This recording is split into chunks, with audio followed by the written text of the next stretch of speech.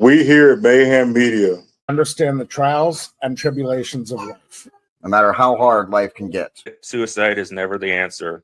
There's more assistance available today than ever before. If you or a loved one are suffering from suicidal thoughts, please don't try and take it on alone. Call or text 988 if you live in the U.S. Or if you're in Great Britain, call 116123 or text 85258. The world is a better place with you in it.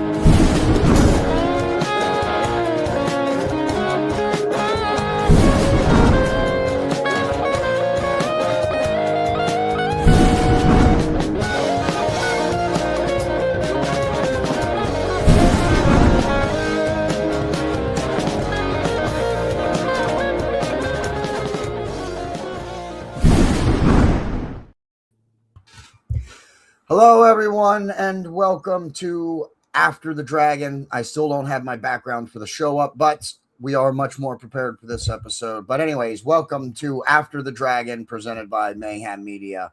I am your host, the bad guy of podcasting, JD, and joining me again is, looks like he's going to be one of my co-hosts, or my main co-host for this series, Jedi Theorist, I'm sorry. Nice. And you can go check him out on YouTube. He has his own YouTube channel. Make sure you go give him a follow, Jedi Theorist 98 on YouTube, and go give him a follow, subscribe, and tell him that Mayhem Media sent you. Marcus Fredrickson played us in. Go check him out, reverbnation.com/Marcus Fredrickson, and share out your favorite song. And of course, the storefront. I'm wearing the old Mayhem black flag today. The other one is in the laundry.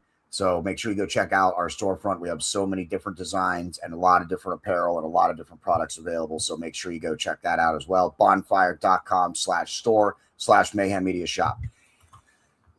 All right, Mr. Theorist, and I like calling you Theorist instead of Jedi because that sounds a little weird to me.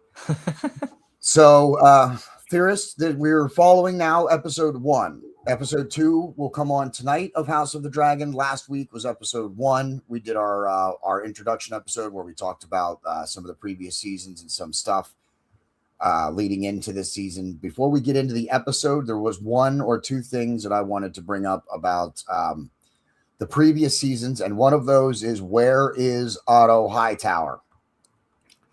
We don't know where Otto Hightower is. The last time we see him is when he gets replaced as Hand of the King by Sir Criston Cole. Aegon removes him and makes Criston Cole the Lord Commander of the Kingsguard, also the Hand of the King. So since then, we haven't seen him until that episode, until the season 3 premiere. We see one small little clip of him. It looks like he's being held captive. And that's all we see. It's a torch, someone standing over top of him, and him looking like he's been in the dark for a while. It looks like he's in captivity. That's all we know about Otto Hightower. And we know that Aemond has sent word he wants his grandfather to serve on the council, I believe. But as I said, he's MIA right now. He's being held captive somewhere. We don't know where. We don't know by whom. So I'm very interested to find out what's going on with that. Yeah. So, Theorist, let's talk about the last week's episode, the season premiere. What an episode it was. Oh yeah. The fights were great. Just Didn't everything. Talking about our first episode, didn't I say? I said, listen, Yeah. This episode has got to be this. Right? Yeah. And now I will say, with that being said, I was a little surprised because I enjoyed, not saying that I didn't enjoy all of it, but I think I enjoyed the second half of the episode more than I did the first half. I felt like the first half was a little more slow going, kind of. It wasn't really a recap, but it was kind of slowly, okay, beginning of the season, this is where it's going. Yeah. And then the second half came in, it was just boom. Yeah. And I was just like, oh, yeah. There a lot of episodes. They do that a lot with some of their episodes. Some of their episodes are like a real slow build up, and then all of a sudden the last 20 or even 30 minutes is like combat or some crazy battle sequence or something like that. That's one thing I will give House of the Dragon. Their battle scenes have been really, really excellent. They've really done a good job with their battle scenes. Even the one like with Daemon. Remember how I said, because the episode's only an hour, so will we see all of these battles that we've been leading up to at the end of season 2? I don't know that we'd see them all in their entirety. So we picked up with Daemon clearly at the end of the battle for the castle that they're in, which I'm totally drawing a blank on right now. There's just so many. Harrenhal. Yeah. So that we saw them battle outside of Harrenhal. That was the Lannister Legion that we saw moving in at the end of season 2. Moving in. Remember when I told you that the castle was off in the distance? This host that was moving to them, and we lost one of the Lannister twins in that battle. He is slayed. So, and Daemon is victorious. And then at the end of that battle, we get to see the Northerners, the Greybeards, led by one of my favorite actors. I can't remember his name off the head, but Chibs off of yes, Sons of Anarchy. Yes, I saw that. I was like, what? Yeah, and look for. We've done one Sons of Anarchy episode. It's a great episode. It's one of my favorite episodes. We might do another one, especially now that Theorist is around and is apparently also a Sons of Anarchy fan. Oh yeah. So we'll do that and talk about that. But yes, Chibs from Sons of Anarchy, and I was so excited to see him as this. I hope we get to see more of these guys. Like, I hope he's just not he's going to be the leader and we'll see him once or twice, But I hope he actually gets a little bit more of a role in the show. That would be really awesome. Yeah. Yeah, I was because I thought. When I saw them coming up out of the tree line, I was just like, whoa, this is not good. Oh yeah? Because you're behind. You didn't see the first 2 seasons. You're still playing catch up. Yeah. Right. So I'm over here like, oh no. I'm like, no. I was like, this ain't good, dude. He just got off of a battle. I was like, there's no way that they're going to take on all of them.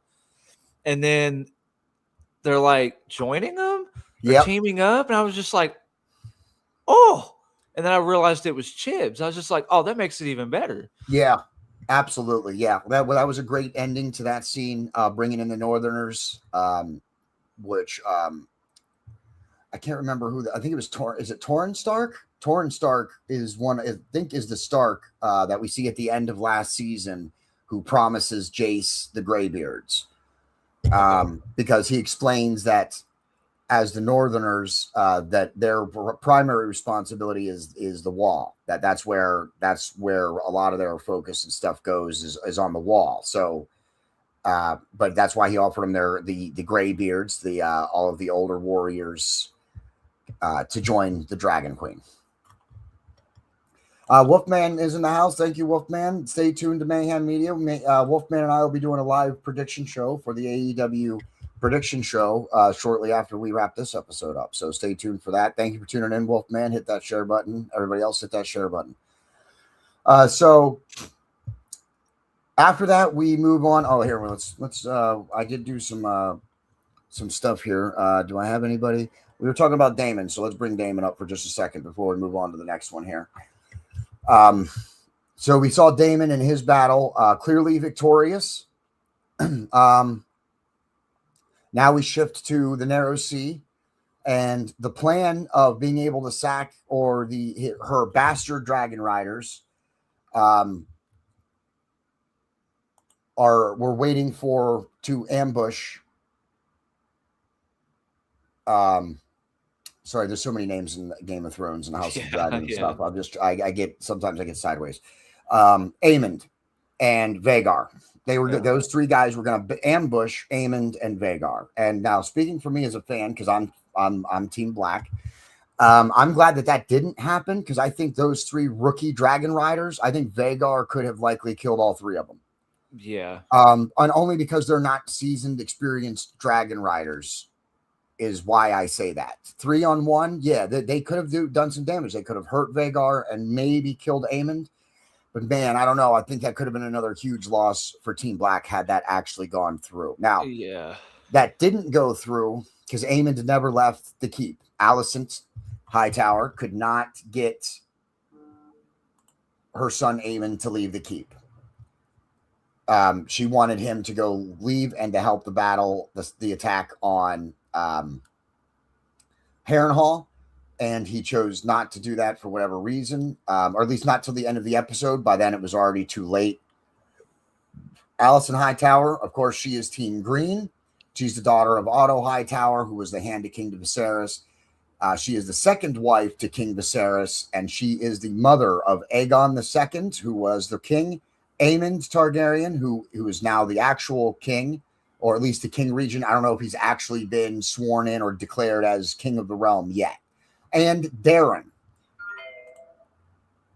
Now, I forgot to include a picture in this. I want to bring this picture up right quick.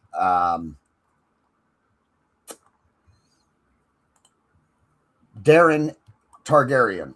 We have not seen him yet. He goes to live in Old Town shortly after he's born. Alicent asks her brother about it before him and Sir Criston Cole head out to begin their campaign. And he says that he's very good, that he's very kind, and that she probably made a good decision sending him to Old Town. We have not actually seen him yet. Tell me I got this picture because I saved it. Yeah, there we go. Cool. Now, I believe we potentially saw him in this first episode of season 3, Theorist. Yeah. All right. I believe that this is Darren Targaryen. He's got red hair. And now, I don't believe that is a natural hair color. I believe that he has dyed his hair. I believe that the Hightowers have him dyeing his hair so that he can hide in plain sight. I don't believe that, because we know that Darren's there in that camp. Right. Because his dragon's there. Mm-hmm. Okay? So we know Darren's there. And I find it hard to believe that we saw his dragon, but we didn't really see Darren Targaryen. Right. And this would be this is the age where he would be. He would be a teenager, becoming a man, but not quite, old enough yet. Likely still serving a lord or someone else, even though he's a dragon rider. So I think that was Darren. Do you have any thoughts on that? Yeah, I know that they're different people and their features are going to be different, but I mean, the features look similar to like. Who do you think it is? Do you think it's someone else? No, I think it's him. His features looks a lot like Jace. I think the casters have done a great job at trying to get people who have similar facial features and facial structures, so that we can do stuff like this. So we can look at a picture, because clearly this actor is not related to anybody else in the show, but the way they do the features and stuff, I love that, because I think he is Darren Targaryen. That's my opinion. I think this is Darren Targaryen. Oh, and the reason we don't know anything as viewers is because HBO hasn't even told us who they cast as Darren yet. They haven't even released who has been cast as Darren Targaryen. So they're playing it close to the vest. They don't want people to know, and I think that's why. I think it's going to be a reveal, and I think he's Darren Targaryen. I honestly think you may be right. So there's the other Targaryen, the fourth of Alicent's sons, of Alicent and Viserys' sons, is Darren, and he's the youngest, and I do believe that's him that we see in that camp. All right, let's talk about the battle now, the ship battle, the battle for the Narrow Sea. Yeah. And we saw some things, didn't we? Yeah. First of all, let's correct something. Last week I had said that I believe that Rhaena Targaryen had gotten the cannibal dragon. That is not true. That's not who she's riding. She's riding Sheep Stealer. Right. Okay, so the carnivore dragon is still out there in the world, as well as some other ones. Even with the 3 new dragon riders that Rhaenyra has picked up, there are still several wild dragons out there that can be claimed. So, but we were definitely wrong about that. It's Sheep Stealer, not the cannibal that Rhaena Targaryen has, who is the daughter of Laena, Valerion, and Daemon Targaryen. Right. Which I don't have a visual for her. It's that generation, the kids. I don't have it. But here is Daemon Targaryen's character sheet that I brought up. I started making these. He is the second born of Balon Targaryen and grandson of King Jaehaerys. He was formerly married to, actually, he's had two former marriages. His marriage to Rhaenyra is his third marriage. He was formerly married to Laena Valerion, and he was remembered. You won't know this, Theorist, because you haven't gone back to the beginning, but he was married to someone in the Eyrie, someone in the Vale. So, and I'm totally drawing a blank on what their name is at the moment too. Aaron. He was married to an Aaron, one of the Aaron girls, and he ended up killing her so that he was no longer married to her. Daemon's not the best person, all right, but he's a hell of a warrior, and he's very interesting and character to follow. Okay. So Baela has Sheep Stealer as a Sheep Stealer. She gets involved in this battle, but before that happens, Jace and not Baela, Rhaena. Yeah. Actually, I might even have them backwards, the twins. I think Rhaena is the one on Sheep Stealer. Rhaena's the one on Sheep Stealers. Baela is the one who's fighting with Jace. They lock the queen in. Is it the war room? Like, and how do I not have? I do have Rhaenyra's. Yeah, they locked her in her personal quarters, basically. Okay, yeah. He told the Kingsguard to lock her in his quarters. And what I like about that scene is how the Kingsguard, Jace told the Kingsguard, basically, listen, he says, do you want to save your life or do you want to save the Queen's life? Because I fully believe that there's a chance that Rhaenyra is going to sentence that Kingsguard to death for locking her in, especially after what happened, right? I think there's a good chance that Kingsguard loses his head. So, but that's what I love about it, because Jace literally put it to him. He said, listen, what is your duty? To protect the queen. If you let her go, she's going to die. So you're either going to trade your life for hers right now, or you're going to, as a Kingsguard, you're going to let her go and you're going to fail at your duty. Which, how do you, a Kingsguard who really takes his oath seriously, how do you just put him into an impossible position. Yeah.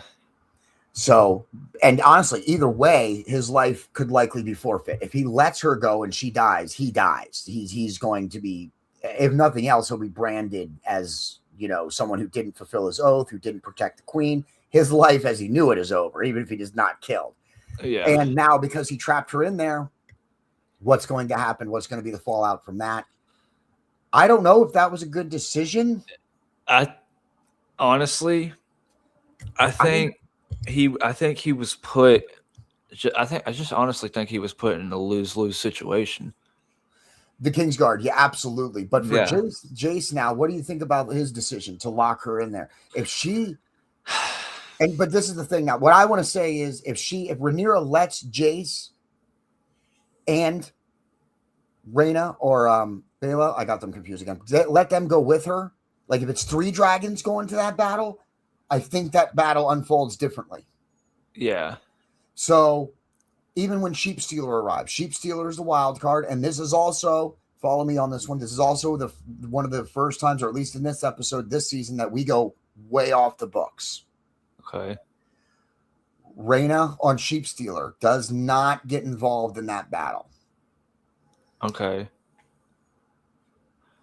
And Jace does not die in that battle, according to the books.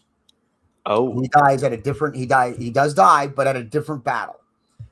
So the showrunners have already, and they've already done it in other seasons, in the first 2 seasons, but not as much. This is the first real one. And in the next episode, we are going to talk about how the show's gone off the book, what is different from the books in the show. But for this one, yes, he should not have died in that particular battle.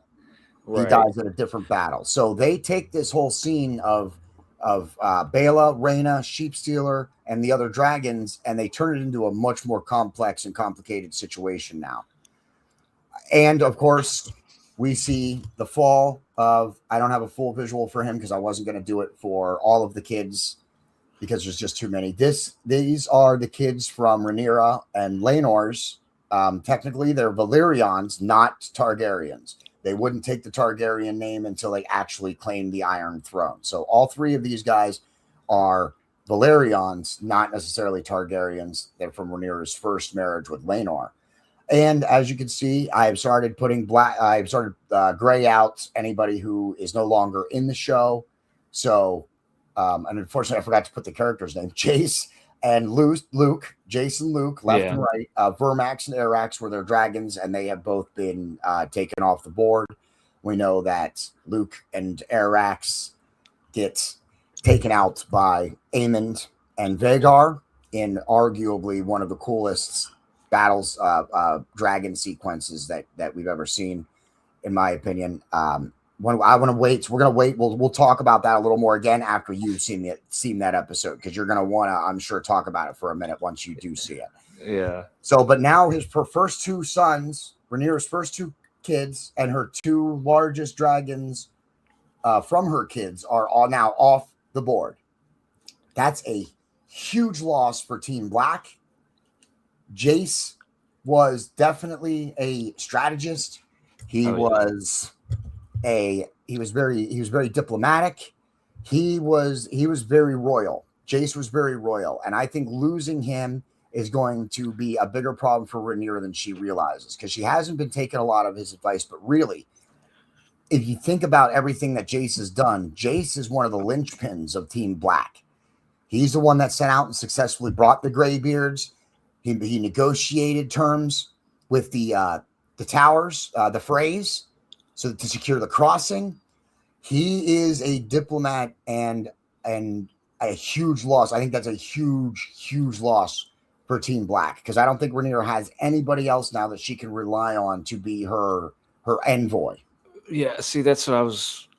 Yeah, see, Jace was. I saw Jace as a sort of an anchor, and I feel like.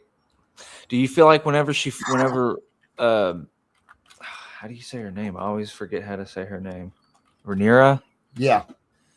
Is that the queen? Yeah, Rhaenyra. Yeah. So her.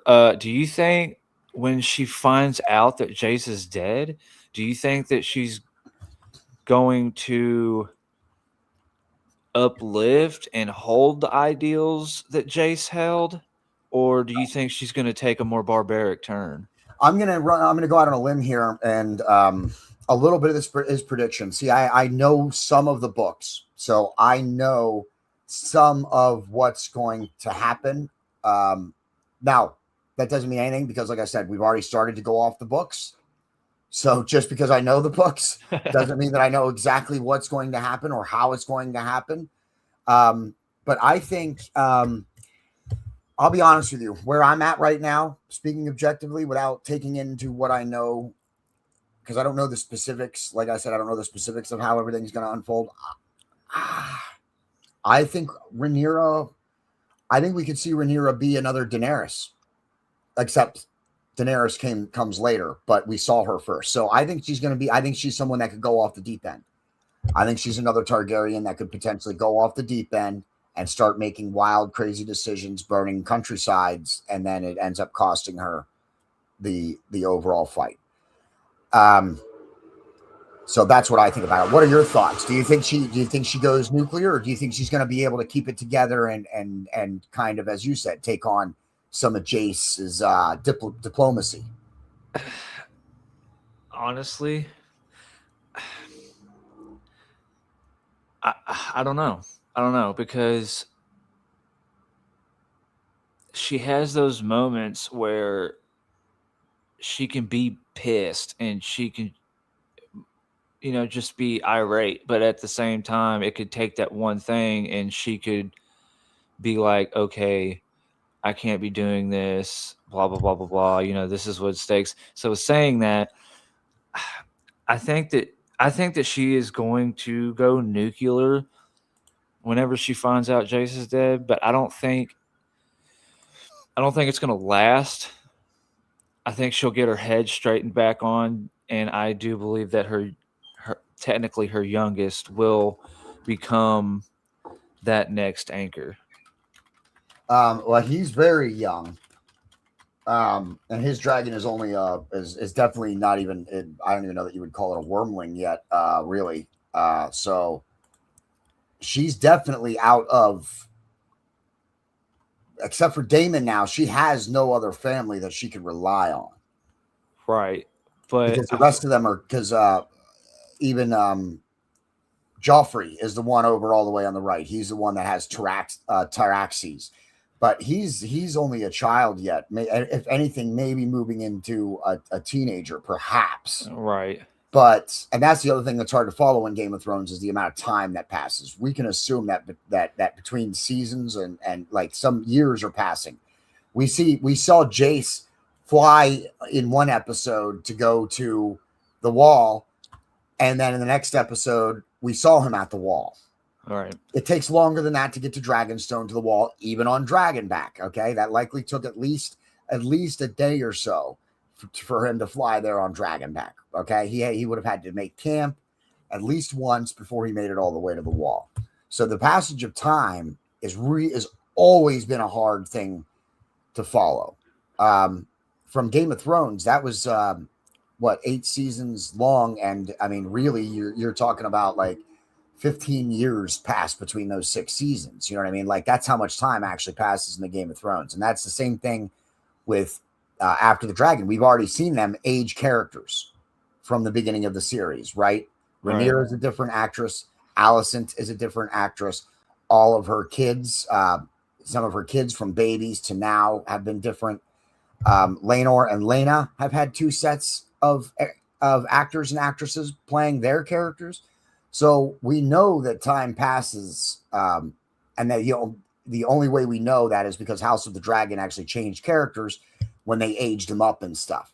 Otherwise, now that we have everybody pretty much at the age, it's going to be even harder to tell how much time has passed because we're not going to get new characters, and they're not going to be able to age the characters the right way. So passage of time is always one of the hardest things. What if that comes into play with Darren? It already has. He's born in season 2, and now we're in season 3, and he's already. So we can assume, but sometime between season 2 and this season, that at least 14 to 18 years have passed between seasons 2 and seasons 3, or somewhere between his birth and now. That much time has passed. And that is so hard. I'm going to try for the next episode. I'm going to try and start placing some time for us so that we can know where we're at with things. But it's not going to be easy to be able to figure that out. Anyway, let's get to the battle for a second. Jace with Sheepstalker, they think it's an enemy dragon, right? Right. So they start going to engage, and then they realize who's riding on top of it. And then they bail out, they try and get away from it, and then that's when Jace gets Jace's dragon Vermax gets harpooned. Yeah. And he's already low to the ground at that point. See, that's the thing. He's already low to the water. They hit him with the harpoon. What a great strategy, though, right? Yeah. For trying to kill the dragons. Yeah. What a great strategy. Harpoon with the rock. Yeah, and they had those neck things to strap around the dragon's neck. Same thing. And then they drop an anchor, a weighted anchor into the water, and then just pull it into the water and drown it. What a great strategy to fight dragons at sea. Yeah. And then they hit him. They do hit him with the harpoon. They do get him with the neck snap. But then Rhaena is able to, with her dragon, Sea Smoke, I'm not sure if it's Sea Smoke. Gets it. Yeah. They unattach it, but then the harpoon hits him. And when she comes in, he's already too close to the water. There's no way for her to try and disconnect him or to get him unhooked. And then, of course, the dragon goes in the water and begins to drown. It's terrible. It's a terrible scene. I didn't like seeing it because I felt bad for the dragon. And then, of course, Jace unhooks himself, climbs up. And then for a moment, you think, oh, man, he might actually make it. And then, boom, the arrow hits him. And you're like, you're joking. And then he turns around and then, boom, the next arrow hits him. And then the arrow in the neck. And you're like, he's dead. Yeah. You're like, It's Game of Thrones loves to do that, where you think for a moment the character might make it. Yeah. Boom. And then no. Well, see, that brings me back to Rhaena. Okay, so when she was on top of the mountain with the dragon, the sheep stealer. Yeah. They were bonding, weren't they? Yeah. Okay, so if they were bonding, why wasn't the dragon taking commands from her? All right. So yeah, let's talk about breaking a dragon for a second. All right. So Jace, Luke, and even Bela, they had their dragons from a young age. They had the dragon eggs that were hatched with them. They nested with them. They grew up with them. For whatever reason, and I don't know the specifics, that's something I'll look in. Remind me about that, and we'll talk more about why she didn't get a dragon egg or what happened to her dragon egg when she was born. We know that Rhaena has tried a couple times to claim a dragon. Rhaenyra says that in one of the episodes, but that it almost killed her for whatever reason. We don't know the situation. So the way I would answer that is she didn't grow up with Sheep Stealer, right? Right. She did bond with it, right? She proved to Sheep Stealer that she can ride him. So they bonded. But that doesn't, dragons are still wild, right? She's still unsure. She's still timid. Even the way she speaks to Sheep Stealer when they're in that battle, she's screeching. She's saying it with panic in her voice. She's not commanding Sheep Stealer. Sheep Stealer, she brought an untrained dragon to a battlefront. That's why he started attacking everything. Because he didn't know. He's just seeing how to train your dragon rated R. How to Train Your Dragon portion of the show. Yeah, look for that more in next week. Absolutely, and thank you for tuning in, J-Mac. We appreciate it. But yeah, they bonded, but that doesn't mean that he's subservient to her. Like she still has to command him. Even now, look at you haven't seen it yet, but when you go back and watch Luke and Aemond, Arax against Vhagar, you can see that they're playing. At first, it's a game. They're not playing each other. It's like tormenting your younger nephew or your younger sibling, right? It's like being cool in that way. But he's just playing. He's not actually trying to hurt anyone. Aemond does not want Vhagar to do anything. He just wants to play with this kid and make him scared. While Arax is a dragon, he actually gets scared. So he starts breathing fire at Vhagar, which pisses Vhagar off. And now you have two dragons with two riders fighting each other, not listening to their riders because their animalistic instinct kicks in at that point, right? So she's not, even while she's bonded with Sheep Stealer, she's not in command of Sheep Stealer. She's not controlling him. So she rides to this battle, brings this dragon to a battle, and he just starts killing everybody because that's what he thinks he's supposed to do. Right. So that was a huge mistake on her part. In my opinion, that was a huge mistake on Rhaena's part. I don't think that Jace maybe doesn't die if that doesn't happen. Okay. Go ahead. I was going to ask you that. Who do you think got Jace killed, himself or her? No, it was definitely her. I mean, he did it. He did it. He was trying to, I think once he realized that was her, I think he was going to try and help her and keep her safe because that's Jace. Right. But at the same time, without that interference, without that distraction, they were doing fine, staying away from their harpoons and their neck attachments, right? Like they were flying ahead, and And I think that goes to Jace and Bela's. They were very low flying in between these ships. They put themselves in harm's way even without Rhaena and Sheepstealer coming in. They were already flying way too low, in my opinion. A dragon doesn't need to be that low to breathe fire onto a ship and sink it. All right. Right? So they were already, for some reason, swooping in between the ships and doing whatever for whatever reason. And then when Rhaena gets there with Sheepstealer and they realize who it is, that's when it all falls apart. He's low. He's not looking. He's trying to save her. Oh, don't breathe fire. No, she's on our side, and he's trying to turn, and he's not looking. And I think it was a direct result of that, actually. Yeah. Yeah. That one hurt me a little bit. I was a little upset over that one. My heart was right. I was like, because like you said, going back to whenever Jason hooked himself, there was that second where I was just like, yes, get up, go. And then the arrows pop, and I'm just like, I was like, come on, man. Yep. And I was a fan of Jace. I was becoming more of a fan of Jace the more he grew up. I was really becoming a fan of Jace. So I think that is such a critical loss for Team Black. It's a crippling blow. Yeah, I really think it is. And isn't that terrible? How are we talking about Team Black that has more Dragon Riders and more dragons, and now they're at the disadvantage all of a sudden? Yeah. How did that happen?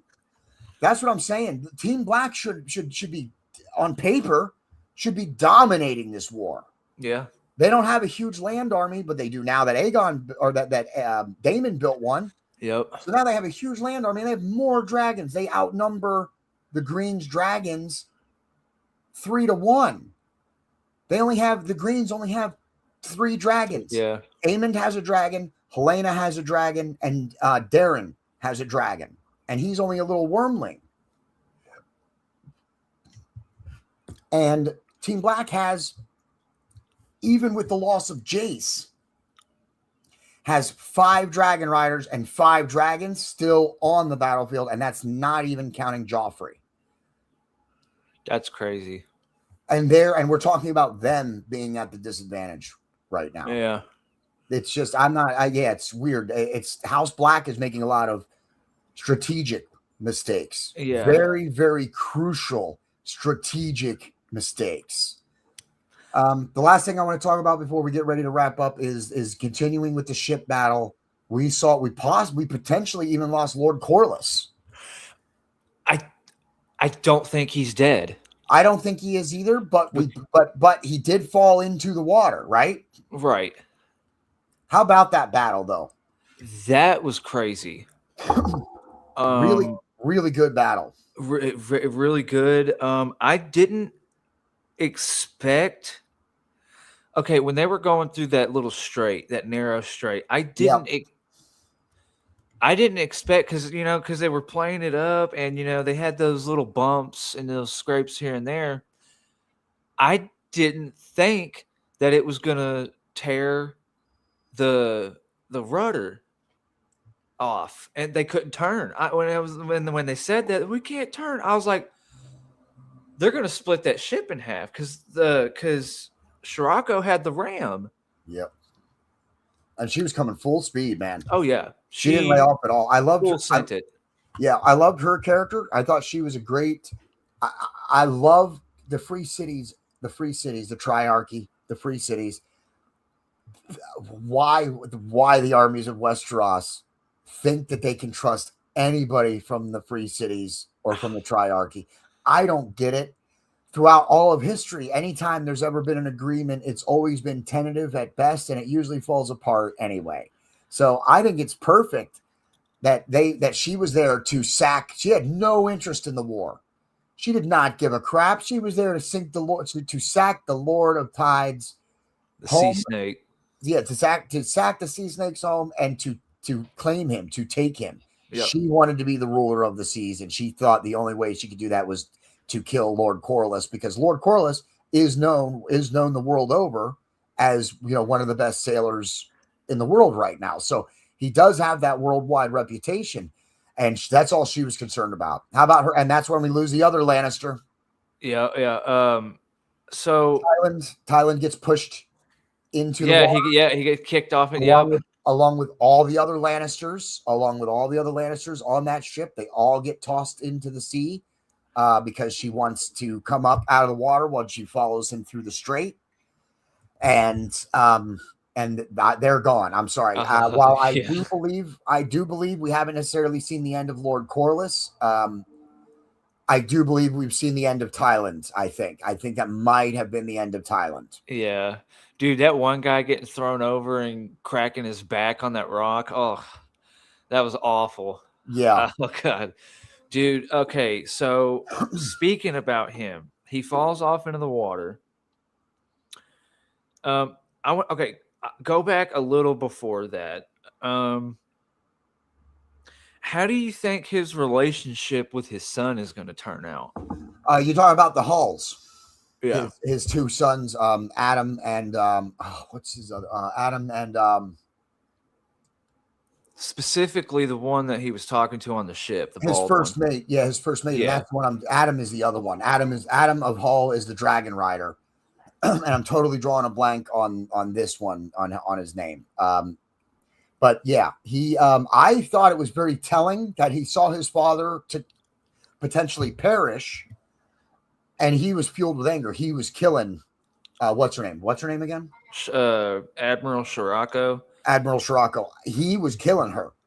Oh yeah. That to me was telling. Because the last conversation those two had was kind of like, hey, I'm here to do my duty, but I'm not your son. Right. So the fact that he showed that kind of emotion after potentially him falling into the sea and maybe him being dead, I thought that was interesting too. So right. I think if Lord Corlys survives that, I think their relationship is going to be, I think they're going to be a little bit tighter. Okay, so following along with that, say he does survive, but something tells me whenever he comes back into it, he's not going to be anywhere near and know what's happened the rest of the battle. He's going to be, I feel like he's going to wash up somewhere by himself. Yeah, makes sense. And then at that point, we could see kind of going back in between his son.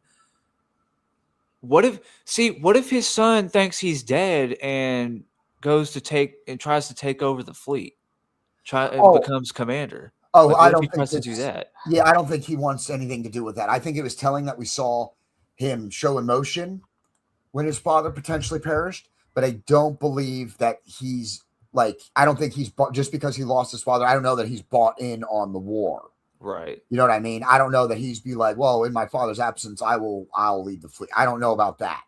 I don't know if he's that committed to the cause.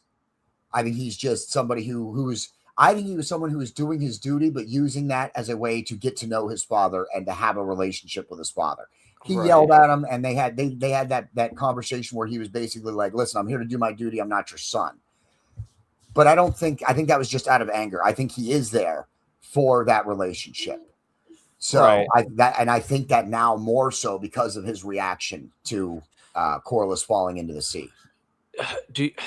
Could you see it going a route where him not necessarily taking command, but him being more inclined to take part in some type of part of the war? If Corlys is alive, I think those two could become inseparable. I think those two could be quite a force at sea. Quite a duo. Yeah. I think he's just like a ship's captain and their first officer. That's exactly right. He's going to execute the orders. The first officer is going to carry them out. So I think they could have a potentially good relationship if Lord Corlys survived that. In Lord Corlys's absence, even if let's say he did die in that, we don't see him again. I think it is possible though that if him and Rhaenyra have a conversation, I do think it's possible that he takes up the mantle, but I don't think he's gonna do it. I don't think he's gonna do it voluntarily. I think it's gonna be something that he's gonna have to be talked into before he actually does it. So that's what I think. But I'm hoping. I'm a big Lord Corlys fan, so I'm hoping he's not gone yet either. Lord Corlys is, of course, he's also Team Black. He's the Lord of Driftmark. He's also called the Lord of the Tides. He's the father of Laenor and Laena, and he's also the father of Adam of Hall and his first mate, who I'm totally drawing a blank on his name. He's the grandfather to Baela and Rhaena Targaryen, and he is the husband to Rhaenys. And let's talk before we close. Is there anything else you want to talk about before we get ready to close out? This is going a little bit back into the episode about Aegon. These 2 points. This is what, because he really wasn't that much in this episode. But these are the two. Yeah. Was he at all? Oh yeah, he was. Yeah, he was with the traveler. Right. Oh my goodness. Yeah, I forgot about the traveling part. Yeah. So the 2 points one of them was where do you think his plot's going? And then my other point was, why do you think the guy that he was traveling with gave him up so quickly? Larys Clubfoot. I can tell you why Larys gave him up so quickly. For one of two reasons. Lord Larys gave him up for one of two reasons. One, because he didn't think that they were going to get around what was happening. And he's a survivor. Right. He'll do whatever he has to survive. Now, is he really giving Aegon to Rhaenyra? I don't know about that. I think he used that as a way to buy his time. And then we'll see what happens. So I don't think that's over. He certainly didn't just like turn him over and then that's it. Like it's not over. Larys Clubfoot and Aegon Targaryen story is not over. There's definitely going to be more there. And he did it because he's working the situation. Aegon did not. If Aegon would have just knelt and declared Rhaenyra as the queen, I don't think that Larys would have done that. I think they would have been on their way. Everything would have been fine. But his pride. Yeah, Larys read the room, and basically, I think that's an insult. I think it's to Aegon too. I think it's two-part. I think part one is that because he's got a way to get out of this, whatever it is. He's already thought of the way he can get around this. Okay. Number two is he's teaching Aegon a lesson. Your life is on the line. You either do what needs to be done, or this is what's going to happen the next time. I think Larys is going to be in command of Aegon after this. I think whatever Larys says, Aegon goes along with after this. Yeah, see, that's what I was getting ready to say. I was getting ready to say Aegon is. I honestly think he's going to become a pawn, at least for a little while. Yeah, at least for a little while, because he doesn't know what to do. He's in that depression. You know, he feels he's a crippled. He can't do anything. Whatever. He's only worried about living. But apparently he's not, or he would have just declared Rhaenyra the queen. And I think that's what Larys is doing. I think I think that was the whole thing. I think he was basically saying, listen, dude, you really want to still be in the Game of Thrones? Because you're not in a good spot to be in the Game of Thrones. Right? Yeah. You're not in a good spot. So you need to think long and hard. Do you really want to be in the Game of Thrones? Because you know where your ending is at this point. You've been defeated. You're going to die if you want to still play in the Game of Thrones. So if you still want to play, then go ahead. Go play. Go see Rhaenyra. Go ahead. But I think he's going to come to him sometime. They're going to be captured, whatever. And he's going to be like, are you ready to live? Or do you really want to keep, do you really want to stay in this battle? Do you really still want to be king? Then I'll leave you here. Yeah. If you're ready to live and survive and come back, because that was always Larys is not leaving and disappearing forever. They got to regroup. Larys is very much Littlefinger from the original Game of Thrones series. There's a lot of characters that play parallels. I've heard the same thing between Otto Hightower and Tywin Lannister from Game of Thrones, though I have way more respect for Tywin Lannister than I do for Otto Hightower, though. But Larys, I've heard the same thing between Larys and Littlefinger. They're a similar kind of character, the snake, who manipulates and maneuvers. They're not warriors, they're not fighters, but they have information and they use it to their advantage. Right. I will say, adding a little comedic relief to this, the scene, I can't. It's where they're all three sitting in the woods, and the guy in the red long shirt, gray long hair, and he's talking about getting a castle. He's talking about becoming a knight and getting a castle and everything. He's like, knights don't get Yeah. Oh, yeah. Ulf, yeah. He's like, knights don't get castles. He's like, what? Yeah, they get horses. Yeah, you gotta be a ward to get castles. What the am I gonna do with a horse? He's like, but you'll earn respect and everything from all kinds of men and everybody. And he's like, I get respect from the big dragon, dude. What are you talking about? That part was funny. That one got me. Yeah, Ulf is quite a character. I'm interested to see where he's going, along with the other two dragon riders. These are three people who have been plucked out of obscurity to play in the Game of Thrones, and they are way out of their league. They don't know what they're doing. So, and I think it's very telling. That's the way it is. Like when you get picked up like this, right? You got one of two things. You can be a dude like Ulf, who's still in it for himself. He's obeying Rhaenyra, but that's just because if not, then he doesn't want a bunch of dragon riders coming after him and his one dragon, right? So he's playing along, but I don't believe that he's part of the cause either. And the same with the other two. I don't know. They both were in it for themselves. I hear little children in the background. That's okay. But they're both they did it to further their own agendas, but they seem like they have a dedication to Rhaenyra. Like they seem like they want to treat their word with respect. So they said they knelt to Rhaenyra, and they want to stay loyal to that. But Ulf is a character who's not going to. I don't believe that for a second.